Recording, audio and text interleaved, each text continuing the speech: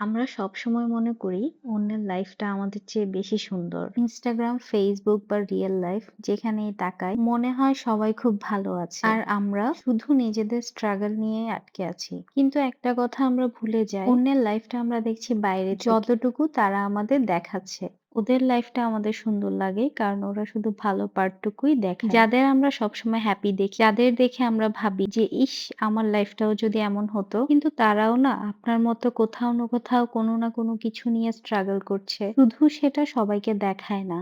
আমাদের নিজেদের কাছে কেন আমাদের লাইফটা সুন্দর মনে হয় না জানেন? কারণ আমরা নিজেদের পেইনটা প্রতিদিন ক্যারি করি আর সব সময় অন্যের লাইফের সাথে নিজের লাইফটাকে কম্পেয়ার করি। কিন্তু একটা জিনিস ভেবে দেখবেন, এই লাইফ নিয়েই আপনি এত দূর এসেছেন, এত কিছু সামলে নিয়েছেন, যেটা হয়তো অন্য কেউ দেখলে ভাবতো ওর জায়গায় আমি থাকলে এত কিছু সামলে নিতে পারতাম না।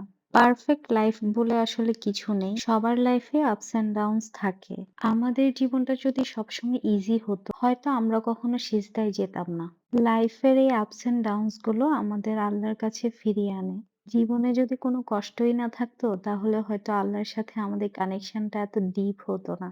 সবাই ভালো আছে, শুধু আমি ভালো নেই, এটা আসলে আমাদের একটা ভ্রান্ত ধারণা। কষ্টটা কেউ দেখায় আর কেউ দেখায় না, এটাই হচ্ছে পার্থক্য। তাই কখনো নিজের লাইফটাকে অন্যের সাথে কম্পেয়ার করবেন না। কম্পেয়ার করা মানেই হচ্ছে নিজের শান্তিটাকে নষ্ট করা। নিজের যেটা আছে সেটা নিয়েই আল্লাহর কাছে শুকরিয়া আদায় করুন। আল্লাহ জানে কোনটা আপনার জন্য ভালো আর কোনটা আপনার জন্য খারাপ।